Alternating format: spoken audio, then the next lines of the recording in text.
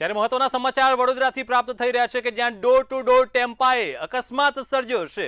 વડોદરાથી અકસ્માતની ઘટના કે જ્યાં ડોર ટુ ડોર ટેમ્પાએ અકસ્માત સર્જ્યો છે, જ્યાં ટેમ્પાએ અકસ્માત સર્જ્યો છે અને અકસ્માતના કારણે ભારે ચકચાર મચ્યો છે। નશામાં ડ્રાઇવિંગનો ગંભીર આક્ષેપ પણ અત્યારે હાલ કરવામાં આવ્યો છે। ત્યારે ડિવાઈડર કૂદી કાર સાથે અથડાયો ટેમ્પો, જ્યાં અકસ્માત સર્જાયો હતો। અકસ્માતના પગલે લોકો ટોળા ઉમટી પડ્યા હતા। ત્યારે કાર ચાલક ઇજાગ્રસ્ત થયો છે અને હોસ્પિટલ ખસેડવામાં આવ્યો છે।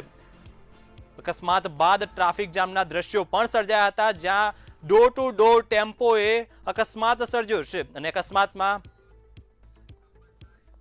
ત્યારે આ મુદ્દે વધુ માહિતી સાથે સંવાદદાતા નિલેશ લાઈવ જોડાઈ ગયા છે। નિલેશ, ડોર ટુ ડોર ટેમ્પાએ અકસ્માત સર્જ્યો છે, શું છે વધુ વિગતો?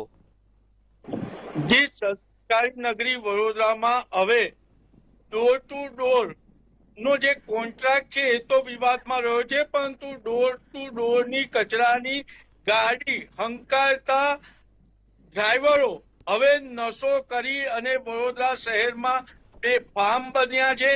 વારંવાર ડોર ટુ ડોર કચરાના ટેમ્પો ચાલકો નશો કરીને અકસ્માત કરે છે। આવો જ બનાવ આજે સંસ્કારી નગરીના સેવાસી ગોત્રી રોડ પર બન્યો છે, જ્યાં શૈશવ સ્કૂલ આવી છે ત્યાં જ અગરી સ્વચ્છતા હોમ કોર્પોરેશન પ્રાઇવેટ લિમિટેડ લખેલો ટેમ્પો જે ડોર ટુ ડોર કચરો કલેક્ટ કરવા માટે વપરાય છે તેનો ચાલક નશો કરેલી હાલતમાં અકસ્માત કર્યો છે।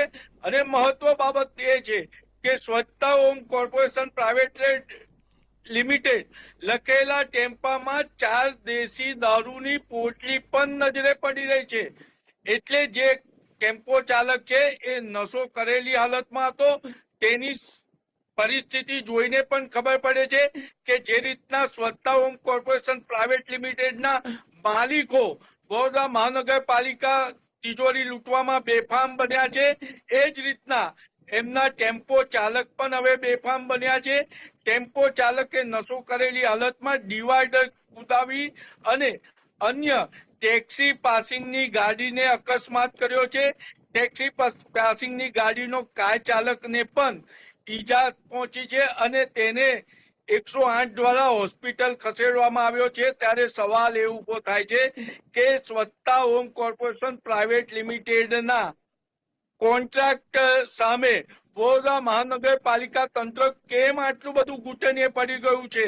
પ્રધાનમંત્રીની મેક ઇન ઇન્ડિયાની વાત હોવા છતાં પણ વિદેશથી તેની પાસે મશીન મંગાવી અને લેવામાં આવી રહ્યા છે।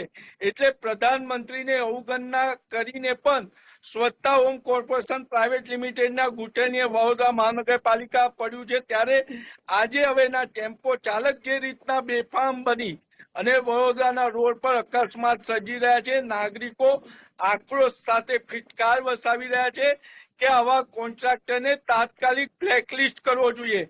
કારણ કે સ્વચ્છતા હોમ કોર્પોરેશન પ્રાઇવેટ લિમિટેડ અનેક ગેરરીતિઓ કરે છે તેવી કોર્પોરેટર સામાન્ય સભામાં પણ બૂમો પાડે છે, પરંતુ ક્યાંક ને ક્યાંક વડોદરા મહાનગરપાલિકાનું તંત્ર જે રીતના સ્વચ્છતા હોમ કોર્પોરેશન પ્રાઇવેટ લિમિટેડના ઘૂંટણીએ પડ્યું છે અને એના લીધે કોન્ટ્રાક્ટર પોતે તો બેફામ બન્યો છે, પરંતુ હવે ડ્રાઈવરો પણ બેફામ બની અને અકસ્માત સર્જી રહ્યા જી છે। નિલેશ, ક્યાંક ને ક્યાંક દારૂબંધીના પણ અત્યારે દાવા કરવામાં આવી રહ્યા છે। ગુજરાતમાં દારૂબંધી છે, ત્યારે આ વાહન ચાલક જે ડોર ટુ ડોર ટેમ્પો ચાલક હતો એણે દારૂ પીધો ક્યાંથી? તો તંત્ર સામે પણ અત્યારે આ સવાલ ઉભો થઈ રહ્યો છે કે આ દારૂ આવ્યો ક્યાંથી, દારૂ પીધો ક્યાંથી?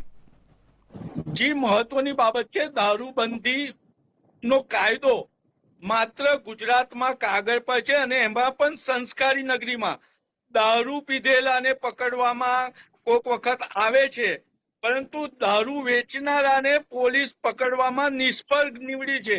અને વડોદરા શહેર તો આપણા નાયબ મુખ્યમંત્રી હર્ષ સંઘવી સાહેબના પ્રભારી વિસ્તાર છે, છતાં પણ આપ જોઈ શકો છો કે ખુલ્લેઆમ દેશી વિદેશી દારૂ વેચાઈ રહ્યો છે।